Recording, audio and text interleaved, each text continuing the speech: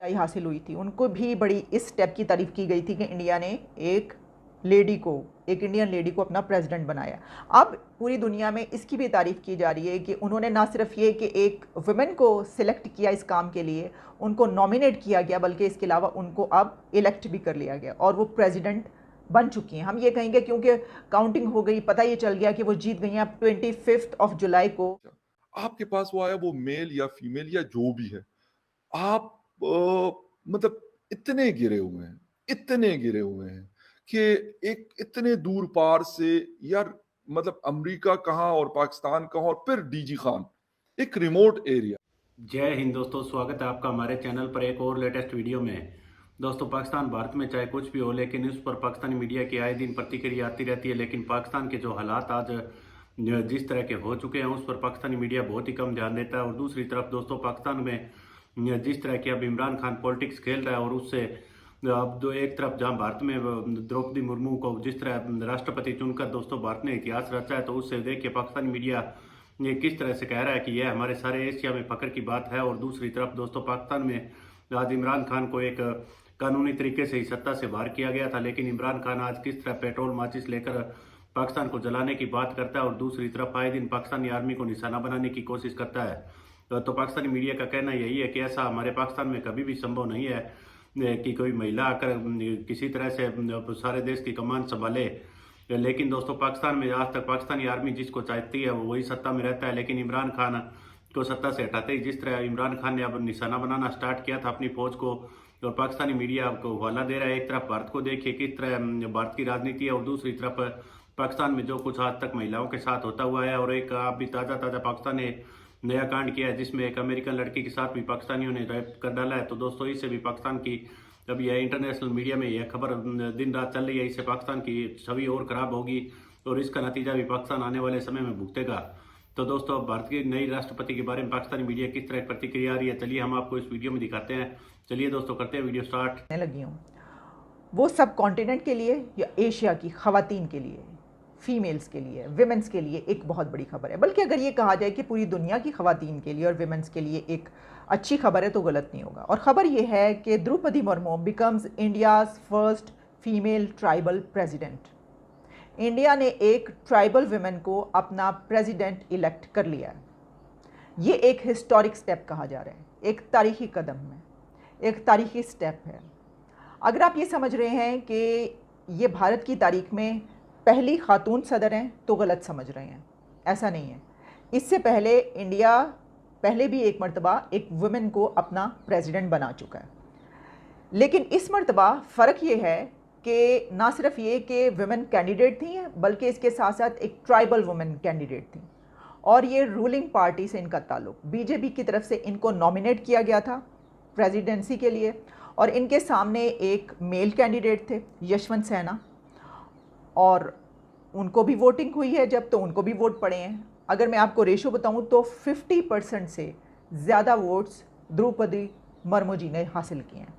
वैसे तो ये इससे कहीं ज़्यादा होने चाहिए थे, यानी मैं अपने, अगर आप मेरा पर्सनल ओपिनियन समझते हैं तो मैं समझती हूँ कि इसको 70-80% कम से कम होना चाहिए था कि जो एक ट्राइबल वुमेन को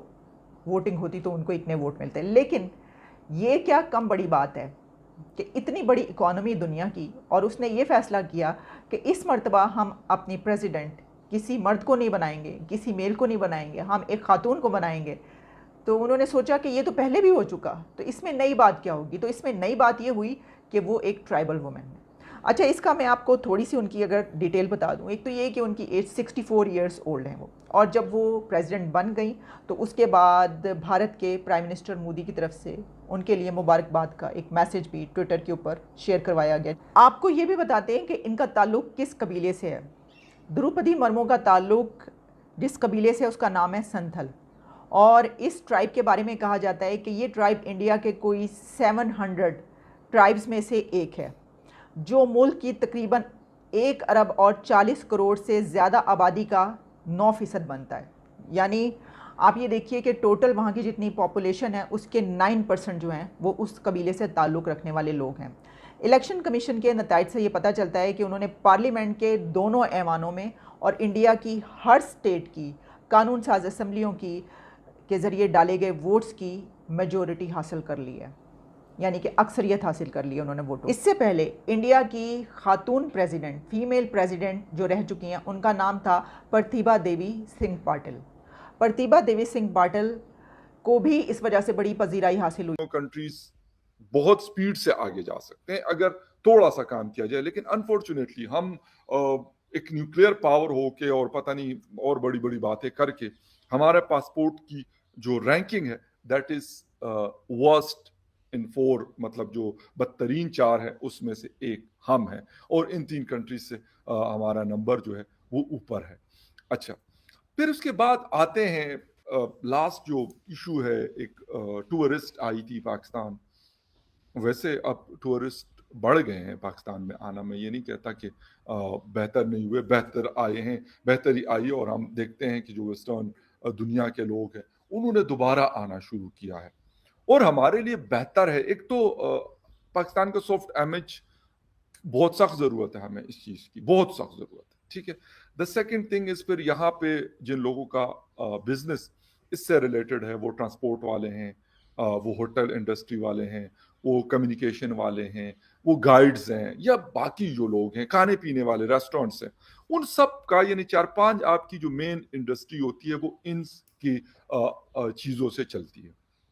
اچھا، ایک کہتے ہیں کہ ٹک ٹاکر بھی ہے، شاید یوٹیوبر بھی ہے، ٹورسٹ ہے، پھرتی رہتی ہے مطلب دنیا میں. اب وہ پاکستان آئی، پاکستان میں جی ان کے کوئی دوست ووست تھے اور کہتے ہیں پہلے بھی آئی یہ لڑکی. اب مطلب ان کو ریپ کیا گیا اور ان کی ایک ویڈیو بنائی گئی، اور وہ اسی لیے کیا گیا کہ ہم ان کو بلیک میل کریں گے اور ان سے پیسے لیں گے. ویسے ایک مطلب بات مجھے بڑی ایک بڑی حیران کر رہی ہے کہ یار کوئی بھی آپ کا گسٹ آتا ہے، کہیں سے بھی آتا ہے، آپ کے اپنے ملک کے کسی آگے پیچھے سے آتے، کہتے ہیں یہ مہمان ہے، ٹھیک ہے، اور ہم کہتے ہیں اللہ کی رحمت ہے، ہندو بھگوان کی وہ کہتے ہیں، ان کا میں ورڈ بھول رہا ہوں کہ مطلب یہ ہوتا ہے، مطلب ہر ریلیجن کے اندر اس کی ایک اپنی ایک اسپیشلٹی، میں یہ کہنا مقصد یہ ہے میرا کہنے کا. اچھا، آپ کے پاس وہ آیا، وہ میل یا فیمیل یا جو بھی ہے، آپ مطلب اتنے گرے ہوئے ہیں کہ ایک اتنے دور پار سے، یار مطلب امریکہ کہاں اور پاکستان کہاں، اور پھر ڈی جی خان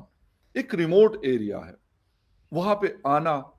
ٹھیک ہے، اور پھر اس طرح کی حرکت کرنا،